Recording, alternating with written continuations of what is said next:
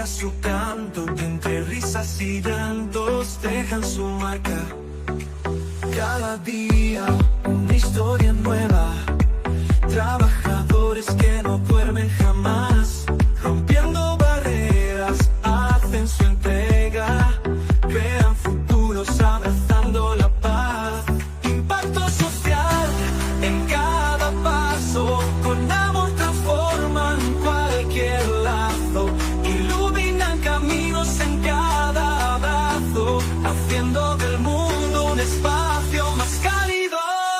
Ponce y Varias con voces sinceras navegan realidades complejas, con palabras cambian la esfera, abren puertas con fuerzas inmensas, transformar vidas es su misión, sembrando esperanzas con dedicación.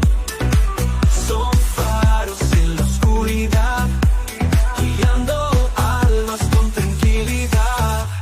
Impacto social en cada paso, con amor transforman cualquier lazo, iluminan caminos en cada... ¿Qué tal? ¿Cómo Buenas están? noches. Buenas Hola, ¿cómo noches. están? Oye, Hola. Muy buena la canción que tenemos. Sí. buenísima, Sí. súper buena. Necesitamos Yo- una cortina, Danilo. Sí, Yo detrás de cámara bailando, cantando. Voy a Igual, tomar la igual guitarra, está así voy a como componer motivado, un opening. Exacto. Oye, bienvenidos a todos y en especial a nuestros queridos invitados, Ana María y Danilo. Ellos son parte de un podcast ya que está principalmente por Spotify llamado Registro Social. Y como este programa se trata de trabajadores sociales, también tenemos trabajadores sociales aquí presentes. Así que bienvenidos, chicos. Muchas gracias. Muchas gracias por la invitación, chiquillos. No, un honor para nosotros, de verdad que sí. Sí, Entre ¿no? Y colegas más nos encima- podemos ayudar mucho. Eso es decir, más encima somos colegas de trabajo social y más encima de comunicadores sociales. ¿Qué mejor? Esa es la idea. Además, Sí, Ay. pues así comienza. Oye, ¿les parece que partamos al tiro con la entrevista? Dale, Porque dale. tenemos Sí, harto que hablar ahí y saber de todo lo que hacen ustedes. Ujú. Así A que su servicio. Dale. para partir, me gustaría saber, así como manera introductoria, un poquito cómo surge la idea de crear este podcast Registro Social. Ahí le doy la palabra a quien quiera ahí a quien comenzar. quiera. A Danilo Mira. se le ocurrió primero. Dale nomás. Mira, yo creo que una de las características que tengo es que soy súper creativo, siempre estoy como con muchas ideas en la cabeza, no todas las realizo, no todas las llevo a cabo porque de repente por falta de tiempo, recursos y ese tipo de cosas, pero siempre se me están ocurriendo cosas. Registro Social se me ocurrió a propósito de unas actividades que nosotros hacemos. Yo soy trabajador social en la Dirección de Protección a la Niñez en la comuna de Conchalí. Y hace mucho tiempo, desde que yo llegué, hace aproximadamente 7 años, se hace ahí algo que se llama Consejos Pro Infancia, que en el fondo son instancias en las que invitamos a distintos profesionales de distintas áreas a contarnos un poco de qué se trata su trabajo, cómo funcionan sus programas, cómo se ejecutan sus programas, cuáles son las vías de ingreso, etc. Una cosa muy técnica, pero que sirve mucho para nosotros, digamos, los demás trabajadores sociales, ir conociendo otras áreas del trabajo social y conocer la oferta programática un poco. Y uno de los nudos críticos que yo identifiqué cuando en mi época de estudiante y luego cuando me tocó empezar a ejercer como trabajador social fue precisamente el desconocimiento con el que uno sale a ejercer el trabajo social respecto de la red, de la red y de la gran variedad que existe en el ejercicio del trabajo social. No se nos cuenta mucho de eso en la universidad, se nos forma técnicamente, pero en términos de lo que tú vas a ejecutar cuando te toque ser un profesional y la multiplicidad de áreas que existen, se sabe poco. Entonces, la idea nació de ahí, en el fondo, como empezar es un podcast que en sus inicios estaba bien dirigido a estudiantes de trabajo social, o a estudiantes o a trabajadores sociales recién, digamos, egresados o egresadas. básicamente pensando en ese nudo crítico, en dar a conocer la gran gama que existe de ejercicio profesional y de las posibilidades que tiene el trabajo social de ser ejercido en distintas áreas. Y ahí hemos pasado por salud, por educación, por infancia, por cultura, derechos humanos, memoria, etc. Entonces, en los 10 capítulos que logramos hacer en esta primera temporada, creo que cumplimos con ese objetivo. Perfecto, sí. Bueno, nosotros también yo creo que ahí yo creo que concuerda Mati que más o menos visualizamos lo mismo y por algo hicimos este programa de impacto social también, porque al final es muy cierto eso que dices tú, que al final en la universidad te enseñan una cosa, pero no te preparan así como netamente en lo concreto. Te hacen como una pincelada de lo que uno puede ver después que uno egresa. Pero, ¿qué pasa en el resto? De hecho, hoy día nos encontramos todavía que hay muchas personas que uno le dice, no, yo estudio trabajo social, y te dicen, ya, ¿y qué es lo que hacen? Entonces, Claro. por ese interrogante, al final quisimos nosotros también abarcar esto. En la práctica es súper desconocido, digamos. Sí. Exacto. Sí, igual a mí cuando el Danilo me comentó esta idea, porque nosotros trabajamos juntos, es importante señalar eso. Sí. Nosotros con Danilo trabajamos ahí en la Dirección de Protección a la Niñez en Conchalí juntos, y siempre estuvimos bien ligados al arte también los dos. Éramos los típicos que tenían que cantar en el karaoke, que animar ciertas cosas, actuar los sketches juntos para las actividades con los papás, etcétera, etcétera. Y eso hizo que también nos fuéramos vinculando un poco más afuera. Y bueno, siempre Danilo el alma creativa del equipo, porque yo no soy muy buena para que se me ocurran cosas como esta, pero sí apaño, sobre todo la idea del Danilo, que siempre son bien interesantes, y también es súper bueno Danilo para llevarla a cabo, como si él te dice, vamos a hacer esto, tú ten por seguro que al mes siguiente probablemente lo vas a estar haciendo. Así que desde ahí también me subí al carro, y porque efectivamente siento que hay una invisibilización del trabajo, y que al final uno termina trabajando en una o ciertas cosas por la capacidad que tienes como para vincularte o para socializar con profesionales, porque yo, por mí, si yo no hubiera quizá investigado o conocido a ciertas personas, no me hubiera dedicado al rubro en el que estoy ahora, y me hubiera quedado probablemente trabajando toda mi vida en el servicio Mejor Niñera, servicio de protección especializado. Y por eso sentíamos que hacía falta como un espacio de difusión de tantas ramas que existen, que nosotros yo creo que no alcanzamos ni a abarcar el 50% de las ramas que existen, a pesar de que hicimos 10 capítulos, pero yo creo que quien escucha el podcast podría pensar que ya no tenemos qué más abarcar. Ya mostraron salud, mostraron educación, y piensan ya hasta aquí llegó, pero hay una inmensidad de posibilidades, y que además a nosotros nos ha permitido conocer todo lo demás que hay por mostrar, porque nosotros también hemos aprendido bastante y hemos hecho hartas redes también haciendo este podcast. Sí, bueno, eso es lo bueno también que uno tiene con hablar de estos temas, que al final uno va haciendo las mismas redes. Por ejemplo, ahora mismo, como surgió esto, ahí tenemos una red, pero al final es eso, que es mucho el desconocimiento que tenemos hoy en día por parte de lo que hace un trabajador social. Entonces hay que ponerle énfasis a eso, sin duda. Sí, sí, y es importante, como decía la Ana, validar como también las aptitudes que cada profesional tiene, digamos, ¿no? No todos los profesionales somos iguales, no todos los profesionales abordamos el trabajo social de la misma manera. Con Ana, de hecho, tenemos visiones quizás muy distintas de abordar el trabajo social. Y eso es lo rico, porque en el fondo somos capaces de complementar eso. Entonces, de pronto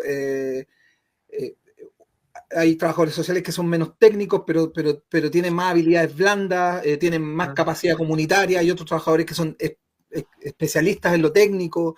Hay trabajadores sociales que son especialistas en todo lo que tiene que ver con la comunicación. Hay trabajadores sociales que tienen habilidades de liderazgo, etcétera. Entonces, yo creo que lo interesante de este tipo de ejercicios, como el que están haciendo ustedes o el que hacemos nosotros con el registro social, es que no solo los trabajadores sociales, sino que el público en general, porque a mí me han escrito amigos y amigas y conocidos que no son trabajadores sociales, pero que escuchan el podcast y me dicen, me encanta, porque en el fondo me doy cuenta de lo importante que es el trabajo social y lo importante que es, además, la versificación del ejercicio profesional y de las capacidades de cada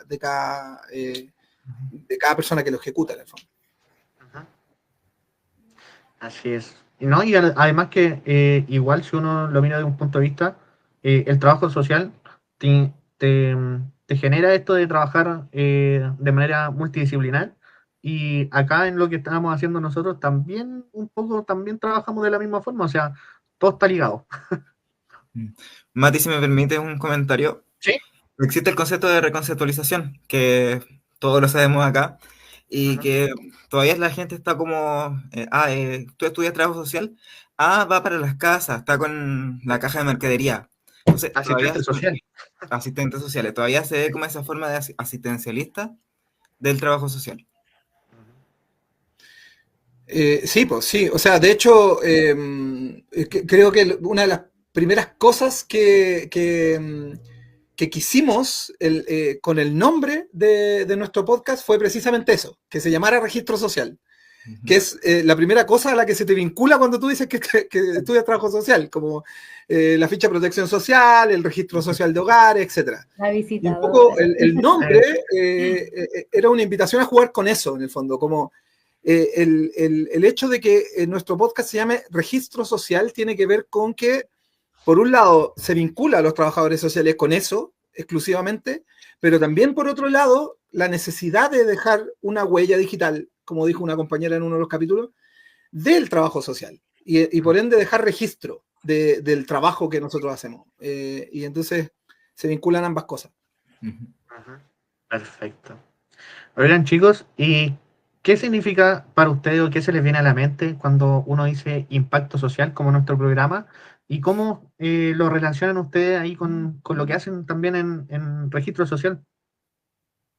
Se podría ver mucho, dada como el nombre, como algo grande, así como deja tu huella en el mundo, pero me acuerdo un capítulo del podcast súper bonito, súper especial, que no me acuerdo de la entrevistada en este momento, pero trabajaba en convivencia escolar, y yo sé que el Danilo se va a acordar del nombre.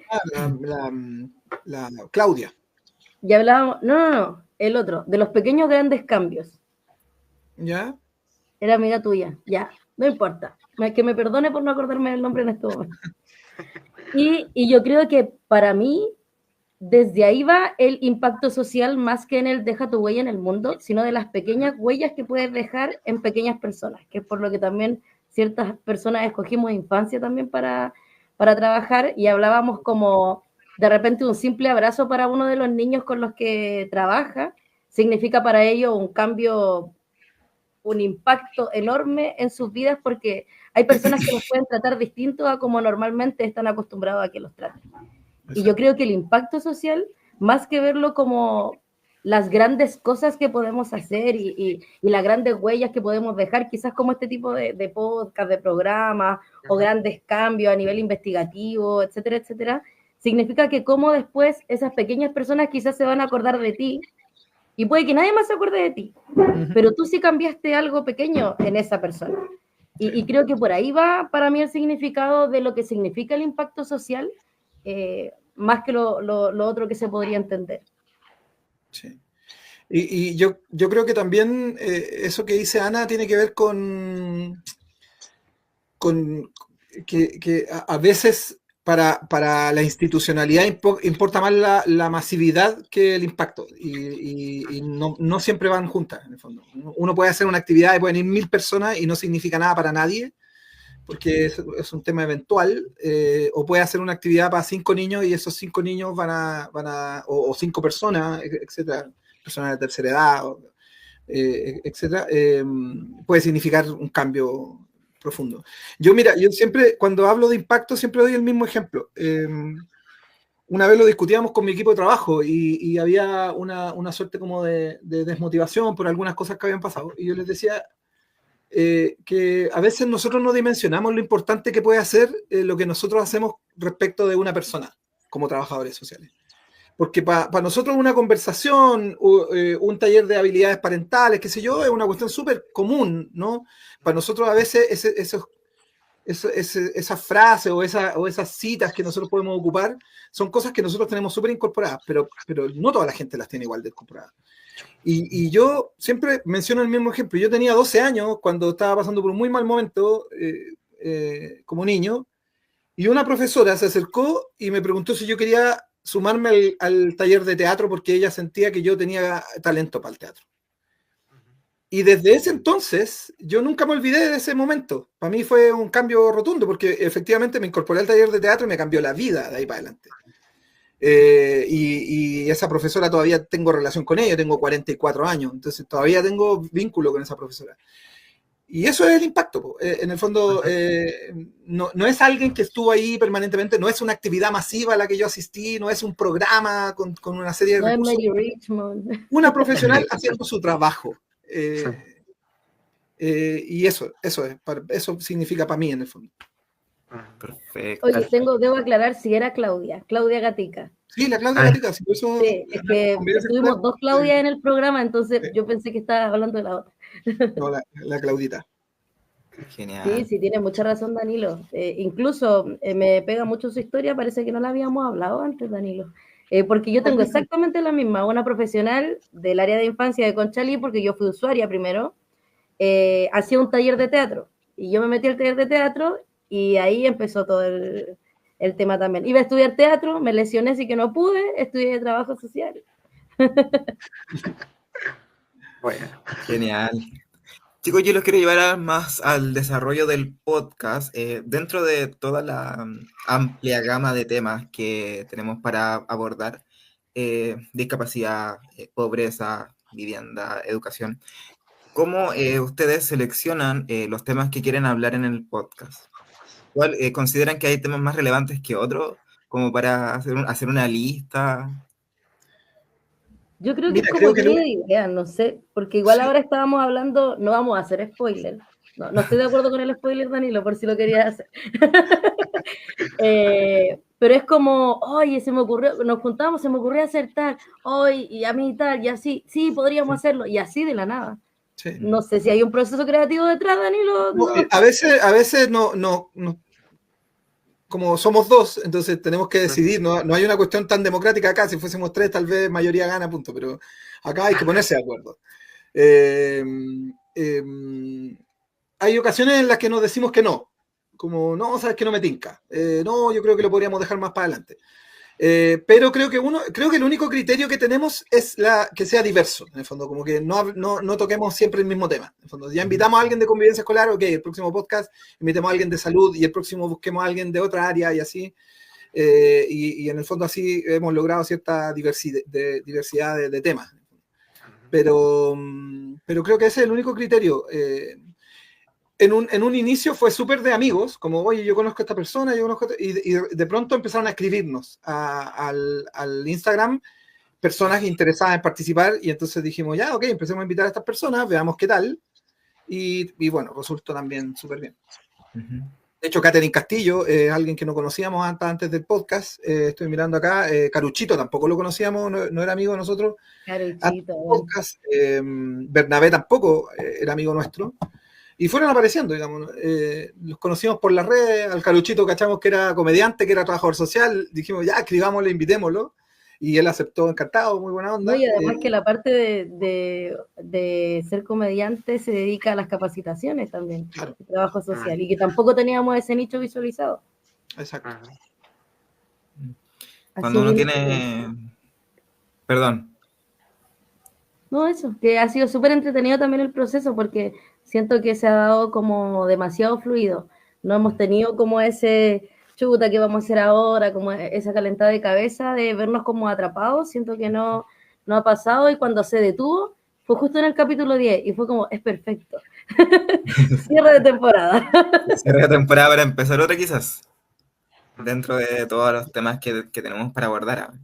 Ya veremos. Ahí Ana María me frenó los spoilers, así que no puedo decir nada. O sea, podemos decir que se puede venir otra, pero no le podemos decir. Se puede venir otra, pero... Exacto. Sí, en cuanto a la audiencia, ¿qué tipo de audiencia tienen? ¿Tienen variado? ¿Lo escuchan más trabajadores sociales? ¿Y cuál ha sido el feedback que han recibido de parte de quienes los escuchan? Mira, ha sido bien variado. Evidentemente es un podcast muy de nicho de trabajadores sociales y trabajadoras sociales. Nos han escrito estudiantes de trabajo social, nos escribieron de unas estudiantes de la Universidad Alberto Hurtado, en algún momento muy interesada en el podcast. Eh, pero también hay gente, mi hermana, por ejemplo, que es arqueóloga, lo escucha siempre y me escribe, me dice, oye, escuché el capítulo tanto, me encantó este capítulo, me gustó mucho. Hay una amiga que es activista y es poeta de la población lavandera y también me escribió un día, me dijo, oye, estuve escuchando el podcast, me encantó el trabajo, lo encuentro súper interesante. Así que yo creo que es muy diverso.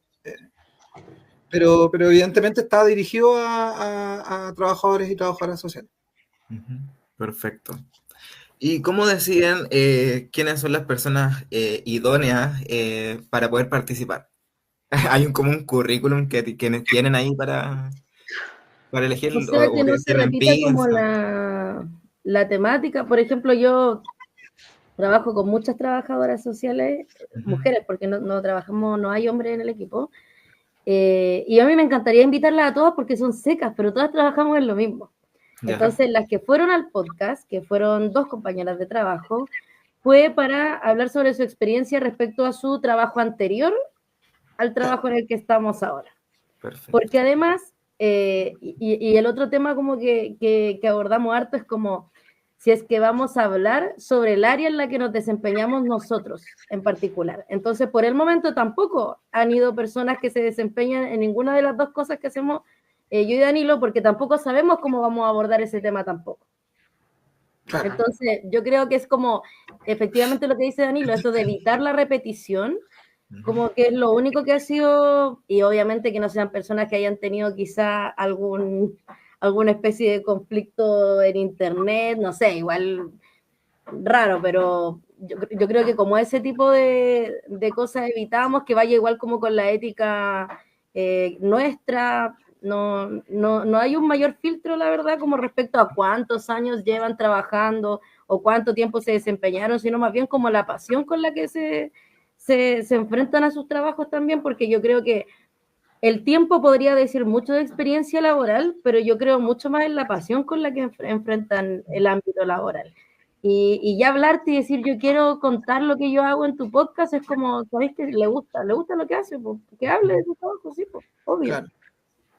No sé si tú quieres decir algo más. Sí, y yo creo que igual hay cierta preocupación nuestra de buscar un poco personas que tengan trayectoria, que tengan experiencia, que vengan desarrollando un trabajo sostenido en el tiempo, porque también es interesante eso, o sea, el ejercicio del trabajo social, más que lo formativo.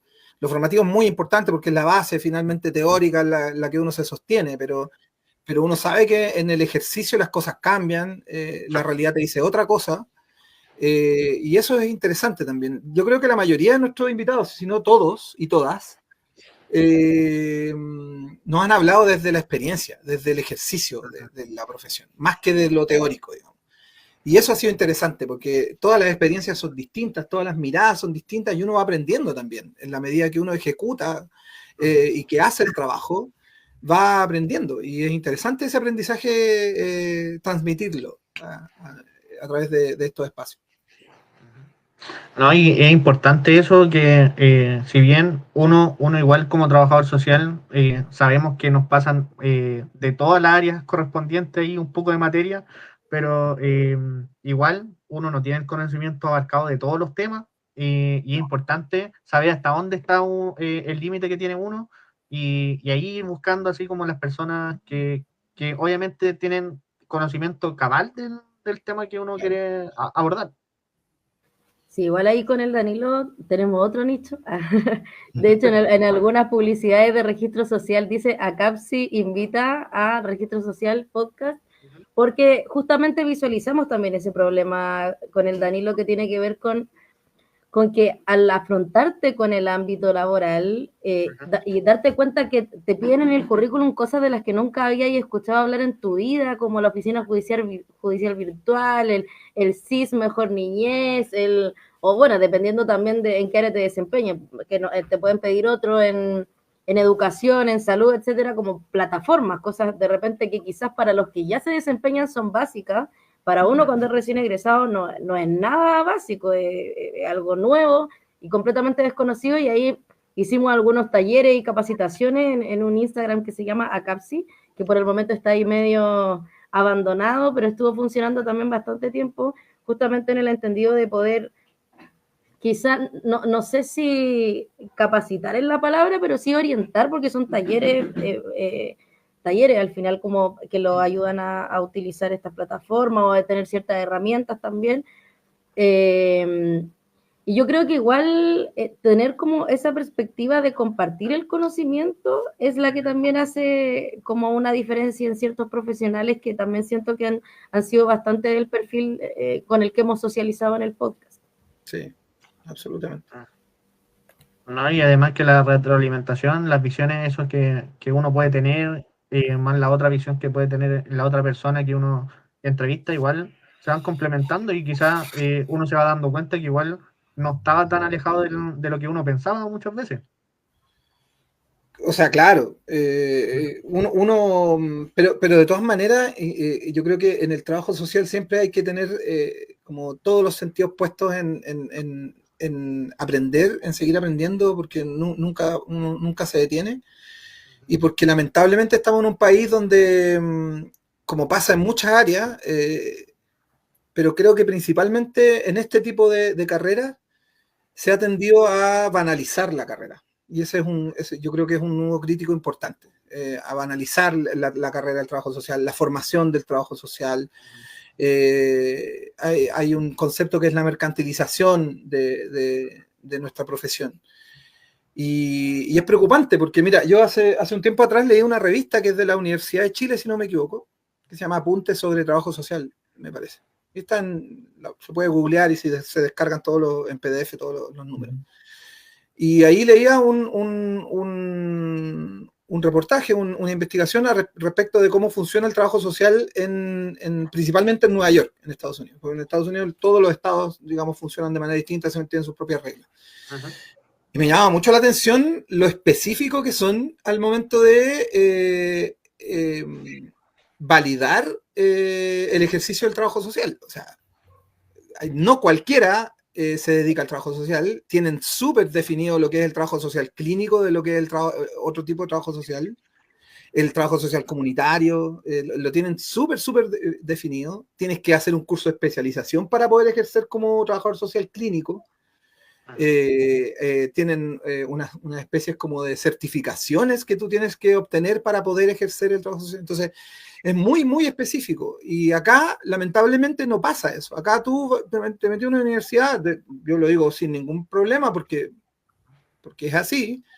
Te metías a una universidad la que te alcanza para pagar, en el fondo, la que te alcanza del bolsillo. Vamos, estudié 4 años, los profesores, nadie sabe de dónde vienen, no siempre estás tan seguro de que sean todos con doctorados y súper especializados. Yo estuve en una universidad que jamás se acreditó, salí del 8º semestre y la promesa de la acreditación nunca se cumplió. Y salí al mundo laboral y te vas dando cuenta que efectivamente te falta conocimiento, te tienes que especializar. Yo después tuve que hacer un diplomado, pagar aparte, curso que he pillado, lo tomo y lo hago. Leo mucho, busco mucho, pregunto. Ahora estamos con el podcast con Ana María, precisamente también aprendiendo sobre la marcha, porque es necesario. De verdad que uno se da cuenta lo complejo que es el trabajo social, lo complejo que es esta carrera y lo linda que es además y lo diversa que es. Nosotros tuvimos la posibilidad en el podcast de entrevistar a Amapola Aguilera, que es trabajadora social en contexto hospitalario, y wow, así como es otro mundo, es otra historia del trabajo social. Entonces, de verdad es muy apasionante poder darse cuenta de que tenemos que seguir aprendiendo y que tenemos que seguir perfeccionándonos siempre. Sí, igual creo que además lo que dice Danilo, yo tampoco llevo así como tanto, así como 20 años ejerciendo como trabajadora social, no. Pero lamentablemente sí he podido ver los cambios que se han generado desde la enseñanza en el ejercicio profesional. Porque al menos la formación de la que yo vengo era como muy desde el terreno, si los niños y los jóvenes no vienen a ti, tú haces lo imposible para movilizar a ese niño, etcétera. Y ahora siento que he tenido respuestas como en coordinaciones muy sorpresivas, como no me ha contestado el teléfono, ya no le sirve su teléfono. Entonces como que uno de repente hace como el choque en la cabeza, como, ¿y por qué puedo haber? Entonces siento que, y una amiga mía que se llama Claudia, que también la entrevistamos en el podcast, cuando hablamos de estas cosas, porque también compartimos como las experiencias con las cosas que nos vamos topando en las mismas coordinaciones con otros profesionales, de la gerencia social, como de que hoy en día no se están formando trabajadores sociales que van a la calle, sino como gerentes sociales que hacen como el trabajo en la oficina al final. Entonces eso yo creo que viene también como réplica de cómo están viendo las universidades, los institutos, bueno, quien imparta trabajo social, porque ahora hay Advance también, cómo es que lo están presentando a los futuros trabajadores sociales. Oigan, chicos, y bueno, ahora que estamos justamente hablando netamente de la profesión en sí, ¿qué papel juegan los trabajadores sociales en los cambios sociales que ustedes buscan visibilizar? ¿Qué creen ustedes ahí cuál es el rol principal ahí que ejercen ellos? Mira, yo creo que hay dos miradas y creo que son importantes. Una es el ejercicio mismo de la profesión. Yo creo que la ética profesional es fundamental en el trabajo social. Precisamente por el tema del cambio social. Yo no puedo tener un discurso y en mi ejercicio profesional ir en contra de ese discurso. Y si mi discurso es la defensa de los derechos humanos, o de los derechos de los niños y niñas, o los derechos de las personas con discapacidad, o los derechos de las diversidades sexogenéricas, etc., yo no puedo ir en contra de eso al momento de ejercer mi profesión. Para mí eso es básico. O sea, la ética profesional en el ejercicio del trabajo social es fundamental. Y segundo, yo creo que todo trabajador social debe tener una posición política. Independiente de cuál sea, yo no estoy marcando una posición en particular, pero yo creo que desde el quehacer profesional uno también debe tener una convicción ideológica y política. No se puede ejercer trabajo social porque sí, desde la buena voluntad nomás. Yo tengo que tener una visión de cambio social. Yo tengo que querer el cambio social. Y el cambio social tiene que producirse de alguna manera. Y tengo que tener claro de qué manera creo yo que se debiera producir. Con mayor equidad, con mayores oportunidades, con mayor emprendimiento, con un Estado más grande, un Estado más chico, con qué sé yo. Para mí eso es fundamental tenerlo claro. Y desde ahí posicionarse para decir, como trabajador social, esta es mi postura a la hora de pensar el cambio o el impacto social. Ajá. Perfecto.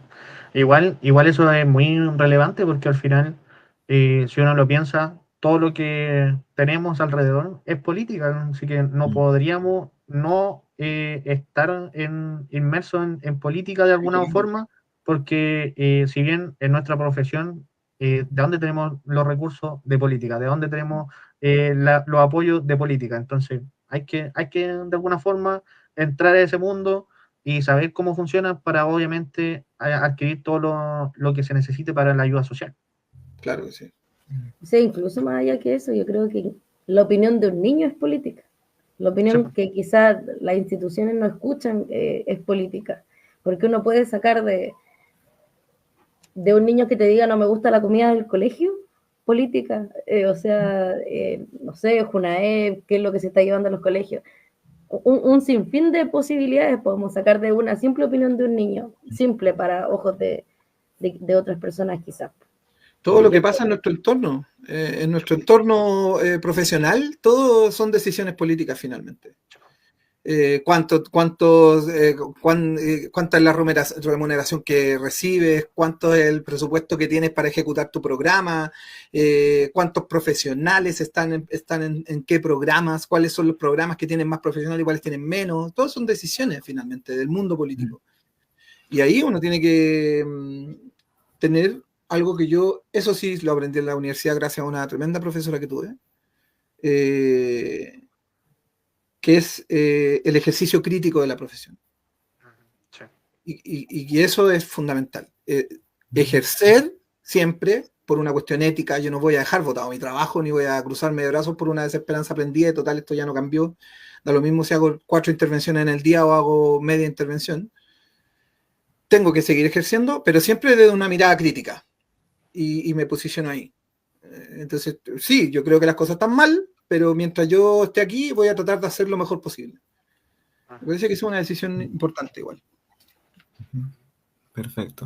Mati, ¿me permite un comentario antes de que tú sigas con la siguiente pregunta? Obvio. Digo, yo le quiero hacer hincapié en el estallido social, ya que estamos hablando de temas políticos. ¿A quién hay que recurrir para solucionar las problemáticas? A la política. Frente al estallido social, ¿cómo creen ustedes que han cambiado las problemáticas y se han resuelto a cabalidad lo que se estaba pidiendo en ese momento? ¿Y qué es lo que falta según ustedes como para seguir avanzando dentro de las problemáticas existentes? Yo creo que, no sé si tengamos distintas opiniones con el Danilo, porque la mía es súper desesperanzada. Okay. Porque yo siento que el estallido social, bueno, estar ahí fue genial. Yo por primera vez en mi vida sentí que no estaba sola en la lucha o sola con los otros trabajadores sociales que yo conocía. Y sentí que de verdad toda la gente, abuelos, niños, todos estábamos como por la misma causa. Uh-huh. Pero siento que ese resultado que se esperaba del estallido social nunca fue. Y que al final incluso uno que antes luchaba de repente dice, pero ya, ¿para qué? Si esto es lo que quiere la gente.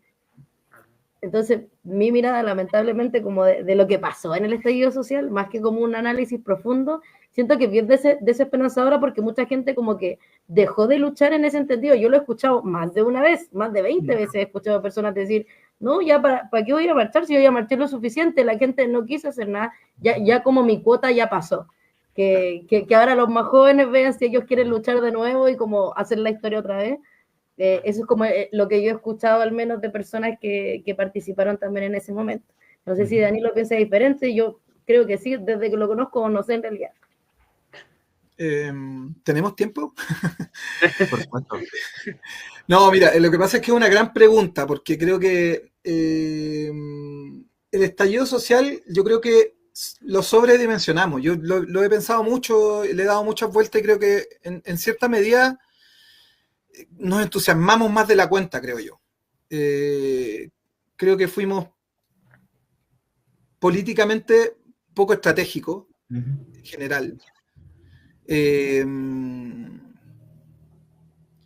Y en ese sentido nos olvidamos de que estamos frente a un aparato gigantesco, comunicacional, económico, empresarial, político, gigantesco. O sea, se nos olvidó que en los años 70, cuando estaba Salvador Allende en el poder y cuando las marchas de apoyo a Salvador Allende cubrían toda la Alameda desde Baquedano hasta Plaza Los Héroes, y no había forma de ganarle las elecciones porque Allende volvía a ganar y volvía a ganar y volvía a ganar y volvía a ganar. Lo que pasó fue un golpe de Estado y no les tembló la mano y sacaron a los militares a la calle y estuvimos 17 años bajo una dictadura.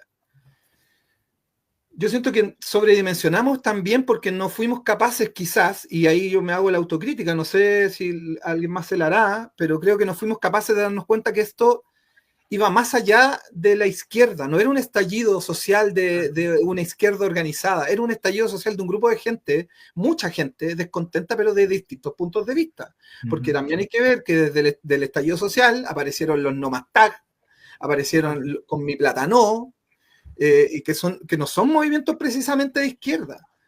Entonces, creo que por ahí hubo una sobredimensión de lo que significó el estallido social, pero creo que algo importante y significativo que pasó en el estallido social y que yo lo vivo en mi trabajo diario, es que al menos en los niños y los jóvenes quedó la idea de que era importante participar, que era importante opinar, y que nadie les podía decir que no podían opinar.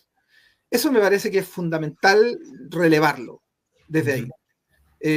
La opinión de los niños y adolescentes hoy día es fundamental, siempre ha sido fundamental, pero lo que yo veo por lo menos es que los chiquillos están mucho más abiertos a opinar, a entregar su opinión, y están mucho más abiertos a hablar de todos los temas.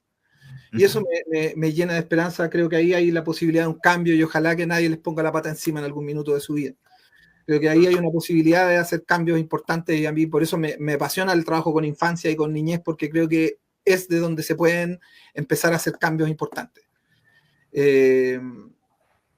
Los adultos podemos cambiar, podemos deconstruirnos, podemos empezar a mirar las cosas distintas. Tenemos que hacerlo en muchos sentidos, por ejemplo, desde el punto de vista de lo que significa el machismo, el patriarcado. Los hombres tenemos que hacer un proceso de construcción que es dificilísimo y es gigantesco, y yo no creo en la deconstrucción absoluta de ningún hombre, porque creo que todos culturalmente estamos permeados y estamos invadidos por una cultura machista y patriarcal que difícilmente nos vamos a sacar 100%. Yo no creo en eso de que yo soy un hombre súper deconstruido y hoy día el machismo no está conmigo. Yo creo que todos tenemos algo de eso todavía y siempre lo vamos a tener, y tenemos que tratar de desaprender y estar con todos los sentidos puestos para recibir como este nuevo relato, digamos. Pero volviendo a la pregunta del estallido, yo creo que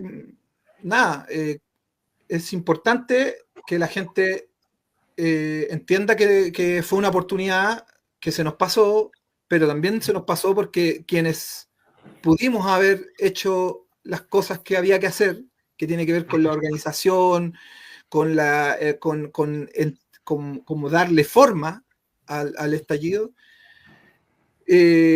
también nos empezamos a chocar, pues, y están los que se creen más revolucionarios que otros, y los que se creen más de izquierda que otros, y los que se creen más con la estrella más grande en la frente, y ahí empiezan las divisiones y empieza el sectarismo, y entonces es que tú votaste por Boric, entonces tú eres un amarillo, y es que tú militas en un partido, entonces tú yo no voy a hablar contigo, es que yo sí soy revolucionario porque yo vivo en la población y me organizo con las vecinas y los vecinos, y yo sí soy revolucionario porque yo tengo un medio de comunicación súper libre y no hablo de estos temas. O sea, así no vamos a llegar a ninguna parte, así no vamos a construir nada. Si tú miráis yo creo que siempre hay que aprender del enemigo. Si tú miráis a la derecha, una virtud que sí tienen es que ellos son capaces de pasar por alto todas sus diferencias a la hora de, por ejemplo, poner candidatos, llevar gente al Congreso, elegir representantes. No tienen ningún problema. Se unen, se juntan y lo logran. Nosotros tenemos que hacer 1000 discusiones antes de... Mira, hay un chiste sobre eso. ¿Qué pasa con 3 troscos arriba de un ascensor? Se quedan 3 troscos atapados arriba de un ascensor. ¿Qué pasa? Fundan 3 partidos políticos. Es así de simple, lamentablemente. Esa es la realidad en la que nos encontramos. Entonces, es complejo construir así, pues. Es súper difícil. Sí, totalmente. Oye, hoy me escucho doble. Ahora sí. No, ya no. Ahora no. Ya. Dale nomás. Ahora sí. Ahora sí.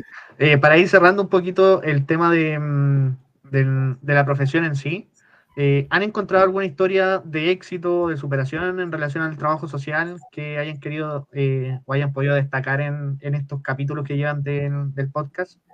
O que hayan visto a través de su profesión misma y el ejercicio de su profesión ustedes. yo creo que la Ana es un ejemplo de Te iba a superación. decir que yo, O sea, pero era broma.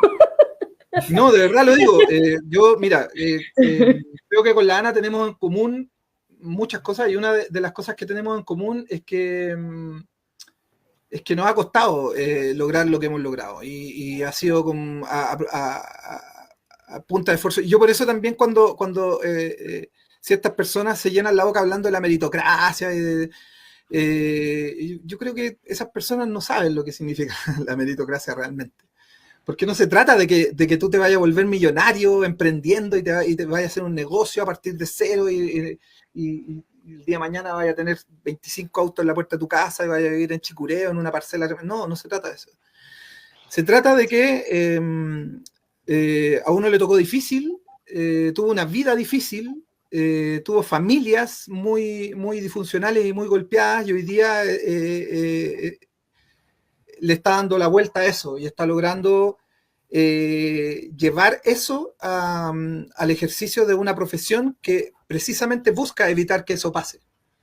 Que las familias disfuncionales terminen impactando la vida de los niños, que la violencia termine impactando la vida de los niños, que la falta de habilidades parentales termine impactando la vida de los niños, que los adultos no sepan cómo lograr ciertas cosas, cómo acceder a ciertos beneficios, que se sientan absolutamente desamparados y solos, cuando en realidad con un poquito de educación tú puedes lograr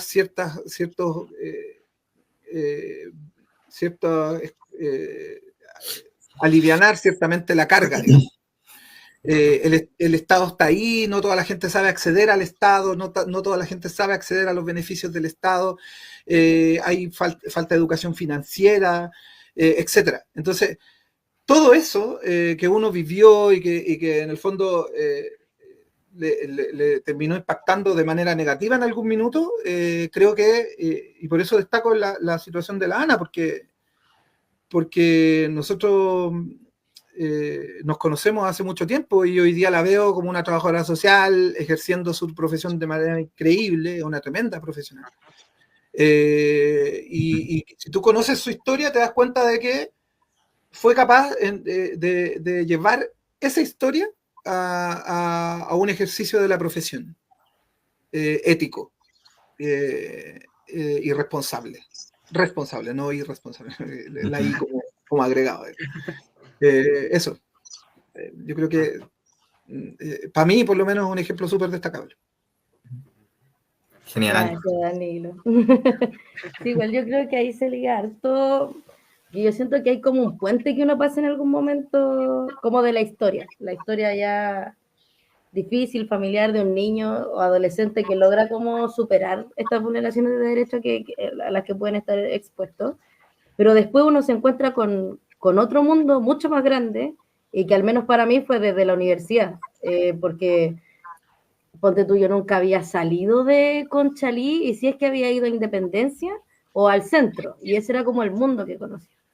Entonces cuando yo ingresé a la universidad fue con beca y todo el tema, obviamente, y justamente estas personas de las que habla Danilo como bien anarquistas, como bien posicionados políticamente y que probablemente tuvieron mayor acceso cultural que uno, porque eso también llama harto la atención, porque ellos tienen esta perspectiva política tan extrema también, quizás porque también tuvieron acceso a mayor conocimiento. Yo lo único que sabía es que consideraba cosas injustas y que quería que eso cambiara, independiente de las herramientas.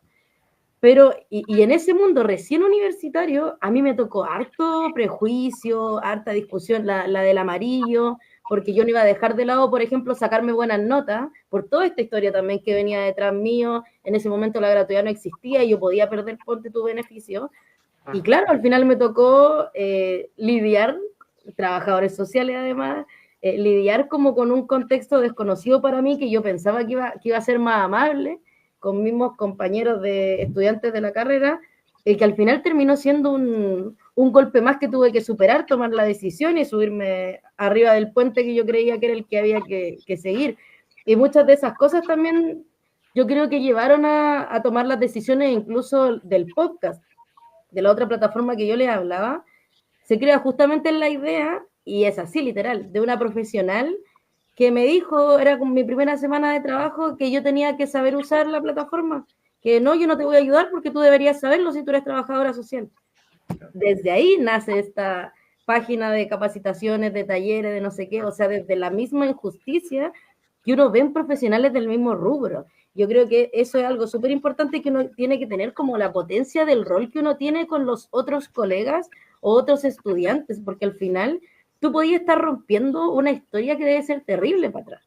Y depende de la fuerza o personalidad que tenga la persona, cómo lo afronta. Yo creo que tengo a mi favor eso, como que soy bien egocéntrica y no me importa que si me dicen algo y no es lo que yo estoy diciendo, no me importa, tú pensarás lo tuyo, lo que yo pienso es mejor.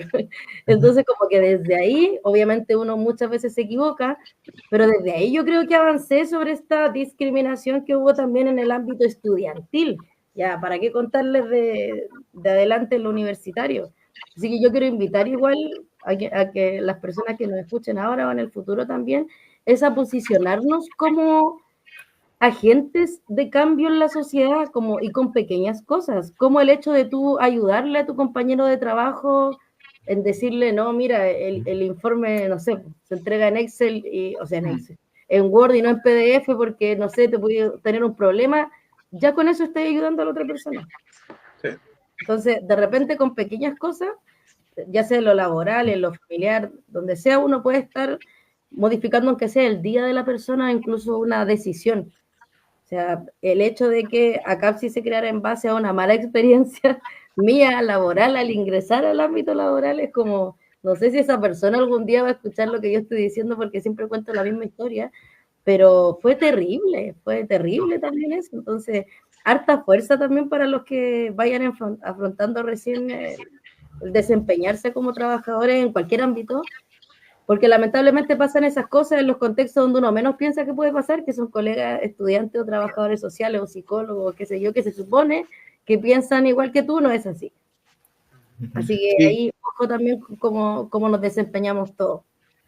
Generosidad importante ahí con los compañeros que están, las compañeras que están haciendo prácticas o recién egresadas. Es importante la generosidad y en el fondo no te cuesta nada, digamos, enseñarle a usar una plataforma que les va a servir un montón para mucho rato. Y además son plataformas que son delicadas, te pueden mandar una embarrada grande y por no saber es una lata.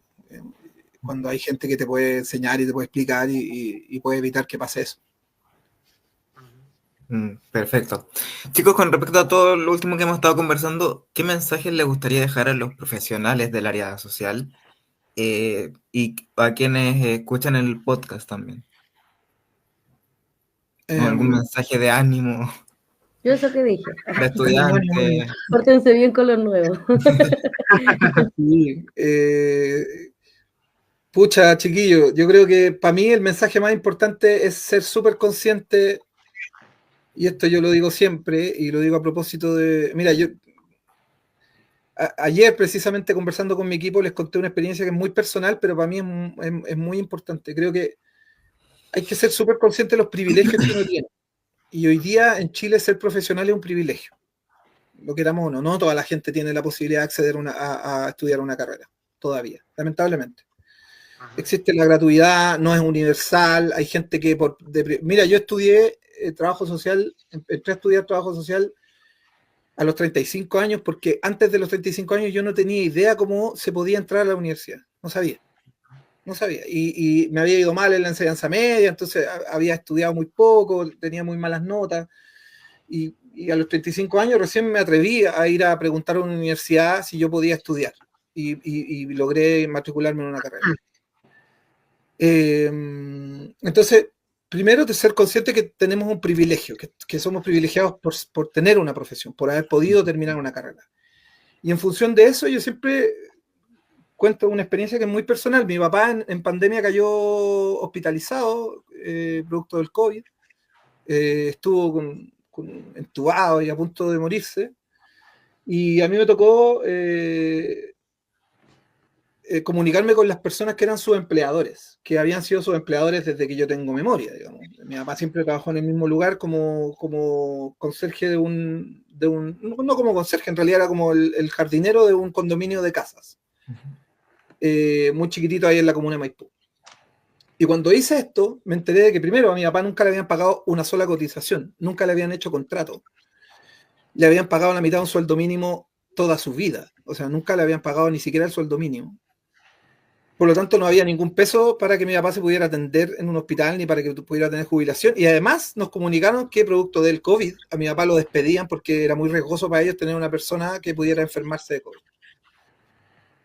Y chuta, yo me empecé a acordar de mi viejo llegando del trabajo en bicicleta desde Maipú a Pudahuel todos los días, en invierno y verano, en el invierno quemado por el sol, o sea, en el verano quemado por el sol, en invierno mojado por la lluvia, un par de veces se cayó una sequía porque tenía que pasar por un lugar muy estrecho y perdía el equilibrio. Mi papá además tiene una discapacidad, que es el síndrome de Coria.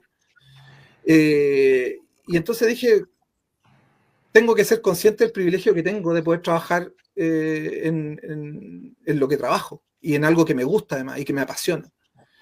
Y yo creo que el mensaje que yo le puedo dejar a mis colegas es seamos conscientes de ese privilegio. Seamos conscientes de que ese privilegio nos permite hacer cambios, aunque sea pequeñito, una frase, una palabra, de pronto pegarle una palmada en la espalda a un cabro y decirle, tú podís